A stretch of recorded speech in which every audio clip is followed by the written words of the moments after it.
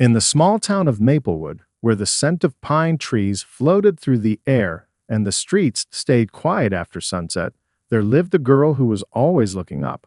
Her name was Ellie, and at just 9 years old, she knew more about the sky than most people twice her age. While others looked down at phones or the sidewalks beneath their feet, Ellie studied the clouds, tracked the wind, and imagined the world from above. Every day after school, Ellie ran straight to the old airfield on the edge of town. The fence there was rusted, leaning slightly, but still standing strong. Ellie would lean her arms on the top rail, her chin resting just above it, and watch. Watch the little planes taxi down the gravel strip, their engines sputtering to life. Watch them lift slowly, wings wobbling before steadying as they climbed toward the sun. She always brought her notebook, a worn, soft-covered thing filled with sketches of airplanes, flight paths, and made-up checklists. She'd sit cross-legged in the grass with Max, her golden retriever, sprawled beside her. Max had the patience of a saint. He didn't chase birds or bark at the passing planes. He just lay there, tail thumping occasionally, his eyes following whatever Ellie pointed at in the sky. To Ellie, Max wasn't just a pet. He was her co-pilot. She talked to him like a fellow flyer, explaining runway procedures and imaginary takeoffs with serious precision. "See that one, Max?" she'd whisper as a bright red Cessna took off. "That's a 172. 2 seats, 4 if you squeeze. Think we could fit a snack box in the back?" Max would respond with a lazy blink or a soft huff, but to Ellie, it meant he was all in. Her grandparents, who had raised her since she was 5, didn't quite understand her fascination. They loved her dearly, but flying felt like something distant, expensive, and maybe even dangerous. "You got your feet on the ground for a reason," her grandpa once said gently, patting her shoulder. But Ellie wasn't convinced. She believed some people were simply made to fly. Not in the magical, fairy tale way, but in the real, engine rumbling, cloud skimming sense of the word. She didn't just want to fly, she needed to. And every evening as the sun painted the sky with soft orange streaks and Max rested his head on her lap, Ellie made herself a promise. One day she and Max would take off, and they wouldn't just be watching the sky. They'd be part of it. One Saturday afternoon, the wind danced a little stronger than usual, rustling the tall grass near the airfield and lifting Ellie's curls into the breeze. The sky stretched wide and blue above her, just the way she liked it. Max trotted ahead, sniffing the air like he already sensed something was different about today. They wandered farther than usual, past the runway and around the back of the maintenance sheds. Ellie had never gone this far before. There wasn't much to see, or so she thought. But Max's nose led them to something she hadn't noticed, a narrow gap between 2 old storage containers. Beyond it was a forgotten corner of the airfield, quiet and hidden, with weeds pushing through cracked pavement. Tucked behind the overgrowth was a hangar. It was smaller than the others and looked like it hadn't been opened in years. Its faded red doors leaned off-center, and one side had been left slightly ajar. Ellie's heart quickened. She glanced at Max, who looked up at her with alert eyes and an excited tail. "Should we look?" she whispered. Max wagged once, his version of it yes. She squeezed through the opening, careful not to catch her backpack or tear her jeans. Inside, the light spilled in through dusty windows, revealing cobwebs in the corners and a strange, beautiful shape in the center of the space. Covered in a tattered gray tarp sat an old biplane, its wings folded like resting arms. Ellie stepped closer, her breath catching in her throat. She reached out and pulled back a corner of the tarp. The paint beneath had faded to a soft yellow, and on the side, in elegant cursive, were the words, Daisy Bell. The name made her smile. The cockpit was open, the seat worn but clean. Without thinking, Ellie climbed up, Max immediately following as if they'd practiced it 100 times. She sat still for a moment, taking it all in, the wheel, the levers, the dusty glass dials. It wasn't just a plane. It was a promise waiting to be fulfilled. Ellie closed her eyes and imagined the engine rumbling beneath her, the propeller spinning into a blur, and the ground pulling away as she and Max lifted into the air. For that one moment, she wasn't pretending anymore. She could feel it, the weightlessness, The thrill. Max gave a soft bark beside her, and Ellie laughed. Yeah, she said. This is the one. She didn't know who had left Daisy Bell behind or why, but one thing was certain. The dream had just found its wings. The next morning, the sun rose with a golden glow that filtered through the trees and spilled across the airfield. Ellie couldn't wait to return to the hidden hangar. She finished her cereal in record time, grabbed her notebook, and called for Max, who bounded to the door as if he already knew where they were headed. But this time, someone was already there.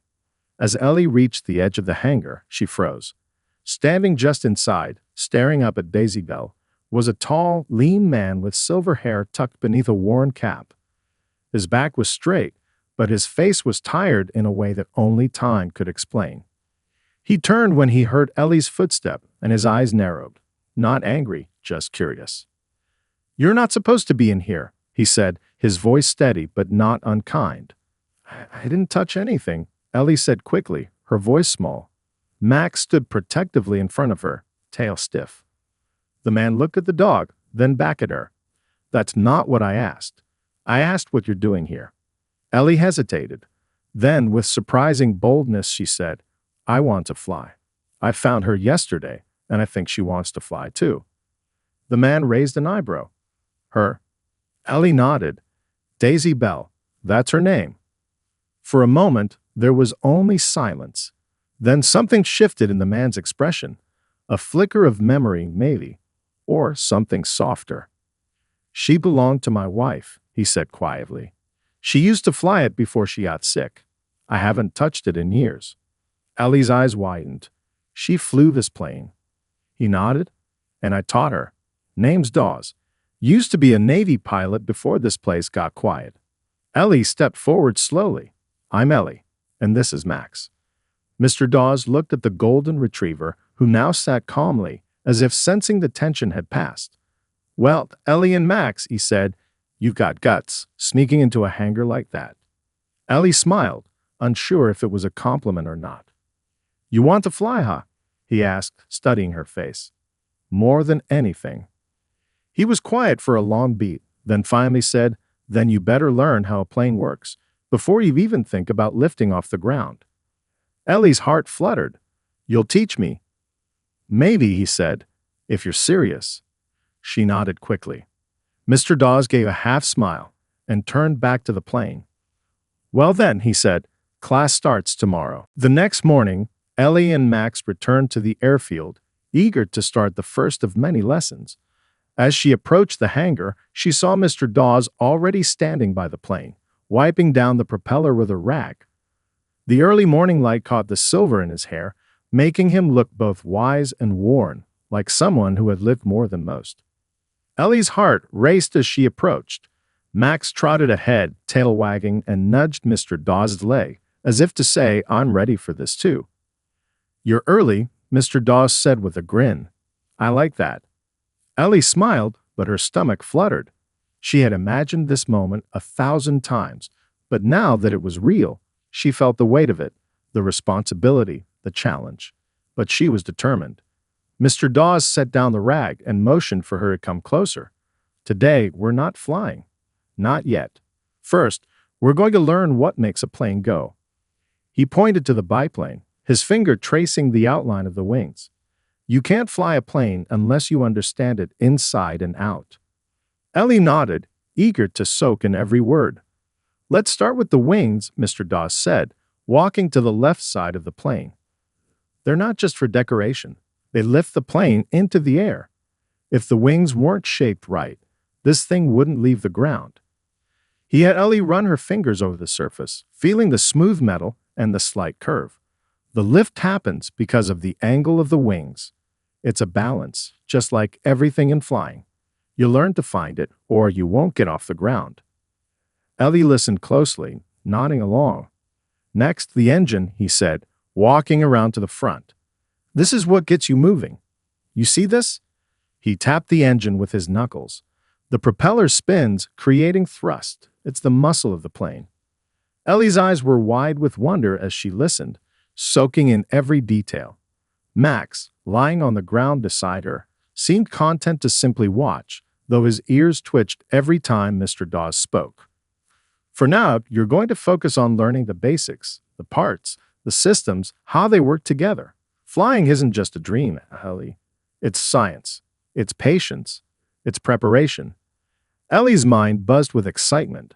She had thought flying was about the moment you left the ground, but now she understood it was about everything that happened before. Mr. Dawes smiled, his eyes softening. Get to know this plane, because one day you'll have to know it better than you know yourself. Ellie nodded, the weight of his words sinking in. This was only the beginning, and she couldn't wait for what came next. The following weeks at the airfield were a whirlwind of lessons, each one filling Ellie with more knowledge and excitement. Mr. Dawes taught her about the engine, the fuel system, and how to read the instruments on the dashboard. Each day, Ellie felt closer to her dream. She would go home each evening with her notebook filled with new diagrams, notes, and thoughts about flying. Max would curl up at her feet, as if he understood that each step brought them closer to the sky. But one late afternoon, after another exhausting session of taking apart and putting back together the plane's engine, Mr. Dawes pulled her aside. "Ellie," he said, his voice more serious than usual, "there's something we need to talk about." Ellie felt a chill run through her. She knew it wasn't just about the plane. Her mind raced. Had she done something wrong? Did he think she wasn't ready? Mr. Dawes sat down on a weathered bench by the runway, motioning for her to join him. She sat down, keeping Max close by her side. "You've got a fire inside you, Ellie. I can see it," he began, his gaze softening. "I've watched a lot of young folks come through here, dreaming of flying. Most of them didn't last long. They thought they could skip the hard work, get into the cockpit, and take off without understanding what it truly means." Ellie looked at him, her heart pounding. She hadn't considered giving up, but what if that's what he was about to tell her? "You're different," he continued. "You've got what it takes to be a pilot, but you need to understand something. The sky doesn't owe you anything. If you want to fly, you have to earn it, every single time." Ellie nodded, her throat tightening. She had thought she was already working hard, but his words carried a weight she hadn't fully grasped before. "I'm not going to tell you that you can't do it. I'm telling you that you need to respect it. Flying isn't about bravery alone. It's about preparation, focus, and patience. And sometimes it's about waiting." "Waiting for what?" Ellie asked, her voice barely a whisper. "For the right moment," Mr. Dawes replied. "You'll know it when it comes. But don't rush it. If you do, you might miss it." Ellie sat there for a moment, absorbing his words.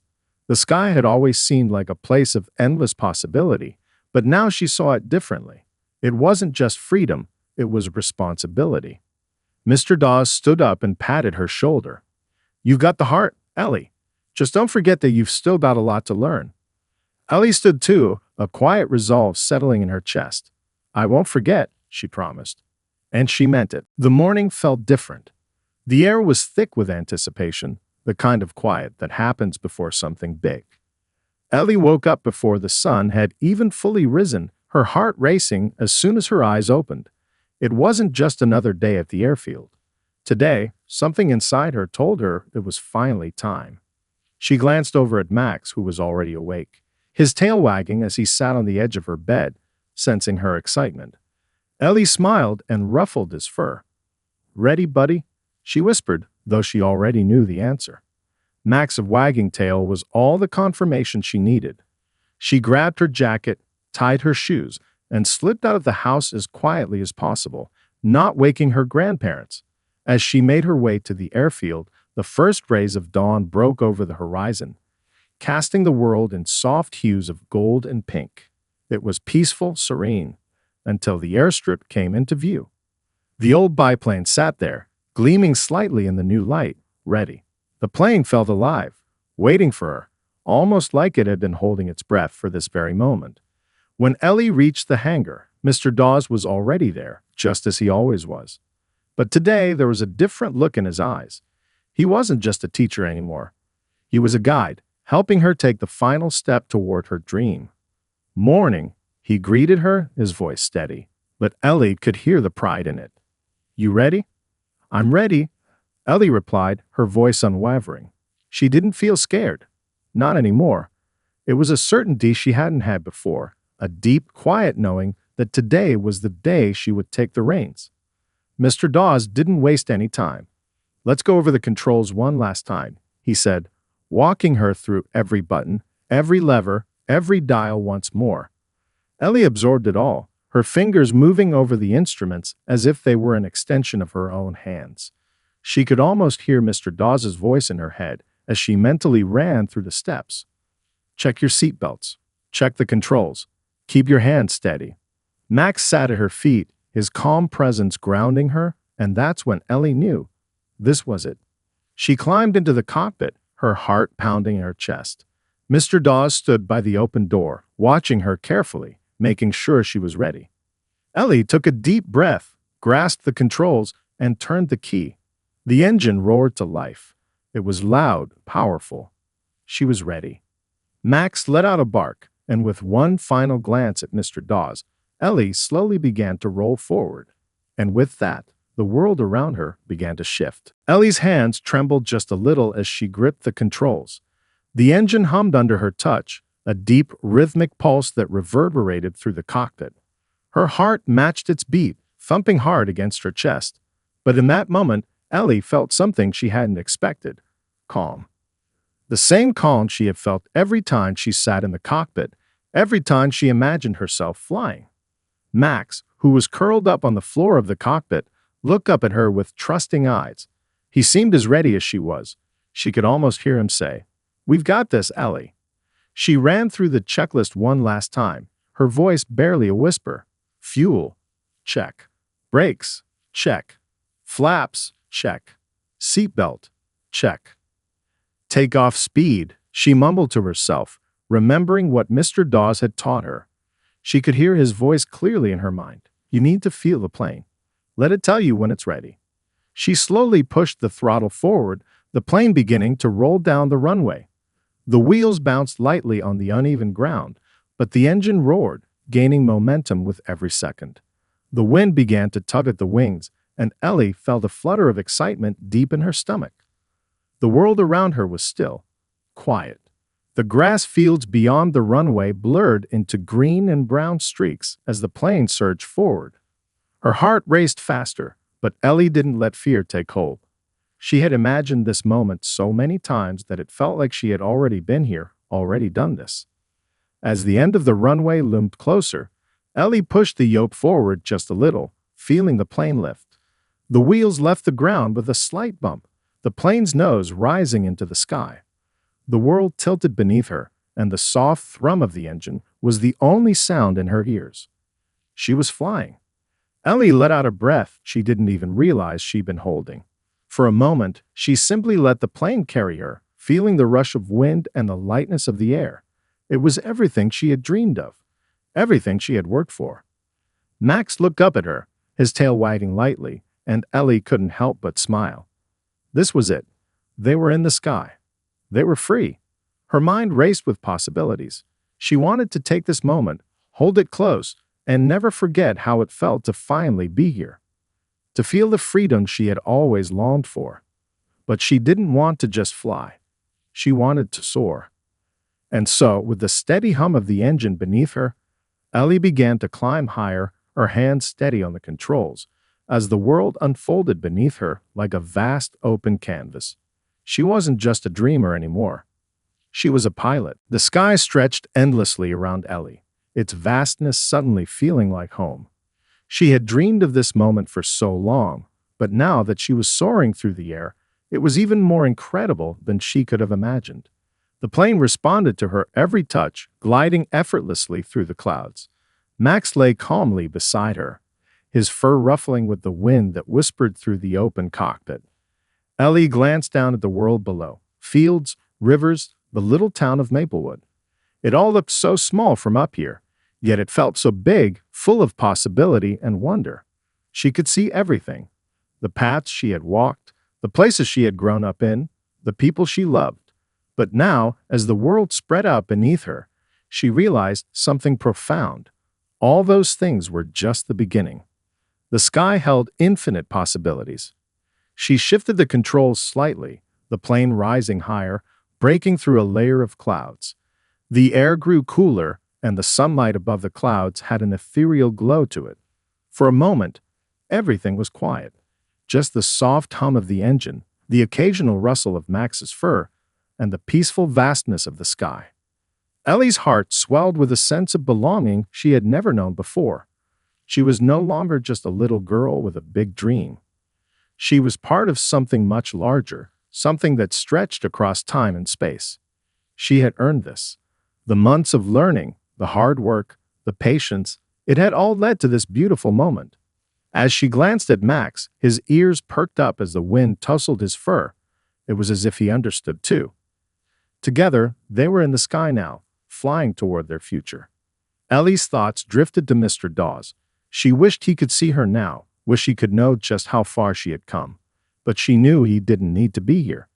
He had taught her everything she needed to know. He had given her the knowledge, the tools, and the belief that she could make this dream real. But more than that, he had given her the courage to take the leap. The sun began to set, casting golden and orange hues across the sky. Ellie adjusted the plane's altitude, gently gliding toward the horizon.